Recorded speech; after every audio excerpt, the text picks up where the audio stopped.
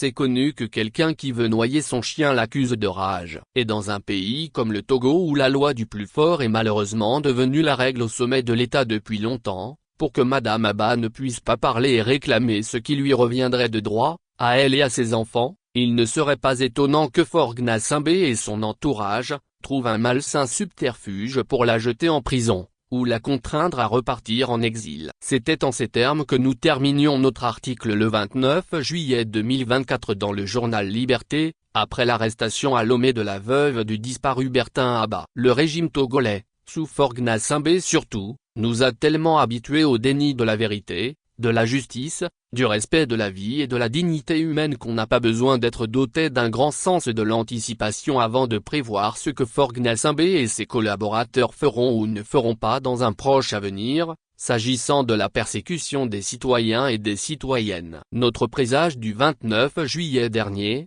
concernant le sort que réserveraient les autorités togolaises à Dame Françoise Abba après son arrestation, s'est malheureusement révélé vrai. Faure Gnassingbé et son entourage, comme nous le craignons, n'ont décidément pas l'intention de lâcher prise de sitôt. La veuve de Bertin Abba, malade et encore chagrinée par les circonstances pas très claires dans lesquelles son mari avait trouvé la mort en Afrique du Sud, il y a un peu plus d'un an, n'est pas au bout de ses peines par la volonté du pouvoir togolais. En effet, au lieu de sa libération, de celle de son frère et de son cousin arrêtés avec elle, que tout le monde attendait, Françoise Abba est accusée d'atteinte à la sûreté de l'État et écrouée. Atteinte à la sûreté de l'État, un terme régulièrement utilisé dans les républiques bananières, comme au Togo, pour neutraliser des citoyens, des opposants qui font peur, pour une raison ou pour une autre. Une veuve qui revient au pays après la mort de son mari pour des cérémonies pour le repos de l'âme du disparu, comme cela se passe dans beaucoup de nos communautés au Togo,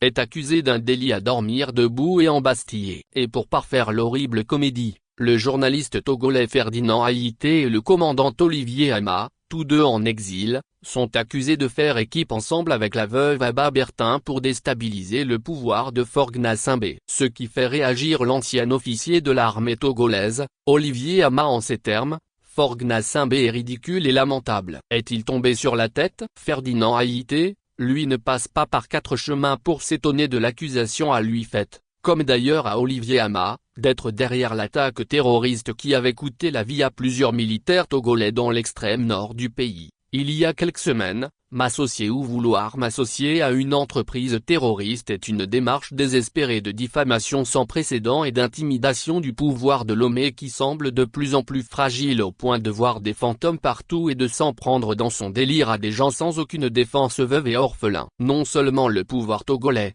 en accusant Dame Françoise Abba, Ferdinand Haïté et Olivier Ama d'atteinte à la sûreté de l'État, et surtout le journaliste et l'ancien officier d'être derrière l'attaque meurtrière dans le nord du Togo, verse dans l'exagération, dans la panique, caractéristique propre au régime impopulaire et aux abois, comme celui de Faure Gnassingbé. Ce comportement cynique et irresponsable risque d'avoir l'effet contraire à celui escompté et revenir comme un boomerang à la face du régime de Lomé. En effet, si vraiment terrorisme il y a dans l'extrême nord de notre pays, le combat contre ce fléau des temps modernes n'est-il pas mal engagé? En cherchant des boucs émissaires, au lieu d'adopter un comportement responsable comme le font les autres dirigeants habitués au terrorisme, Faure Gnassingbé et ses collaborateurs, civils comme militaires, ne seraient-ils pas en train de pratiquer ce que les Allemands appelleraient die Vogelstrauße politique, la politique de l'autruche? Le comportement même du pouvoir de Faure Gnassingbé qui consiste en un refus de communiquer officiellement sur les malheureux et sanglants événements à Kepekpakandi ayant coûté la vie à des militaires togolais, le refus de leur rendre un hommage public et officiel sous le drapeau togolais,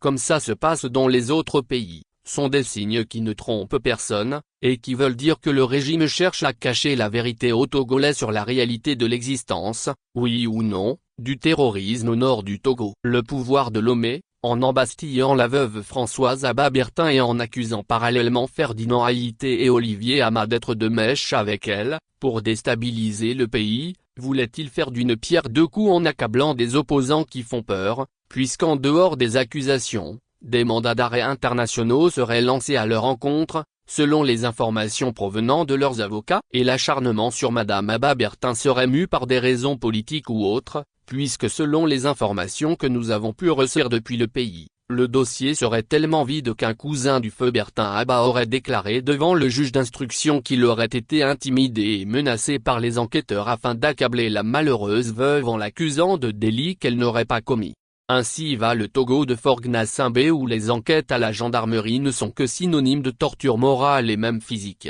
Quand il s'agit surtout d'affaires politiques où on veut faire taire un opposant, ou tout citoyen ou toute citoyenne, dont la liberté de mouvement gênerait, pour une raison ou pour une autre, au sommet de l'État. Donc pour des raisons que seuls connaissent, Faure Gnassingbé et certains dans son entourage ont décidé de noyer leur chien. Il faudrait alors inventer tous les mensonges possibles pour l'accuser de rage pour se donner bonne conscience. Selon le dicton populaire, c'est immoral, méchant et politiquement irresponsable. Mais pourquoi toutes ces tracasseries faites à une citoyenne togolaise, de surcroît veuve et encore profondément chagrinée par la perte subite et inexpliquée de son mari? Pourquoi a-t-on décidé d'adjoindre à la tragédie que constitue cette affaire veuve Abba Bertin Olivier Ama et Ferdinand Haïté, en les accusant d'atteinte à la sûreté de l'État? Personne au Togo et dans la diaspora ne croit à cette triste comédie qui consiste à accuser deux compatriotes en exil, d'être derrière l'attaque terroriste de Kepeke Pakandi qui a fait plusieurs victimes au sein du contingent de l'armée togolaise. Non seulement Faure Gnassingbé refuse de libérer les prisonniers politiques qui continuent à mourir un à un, non seulement il continue à jouir du pouvoir sans aucun impact positif sur le quotidien des Togolais, non seulement les auteurs des nombreux assassinats continuent à jouir de l'impunité la plus totale,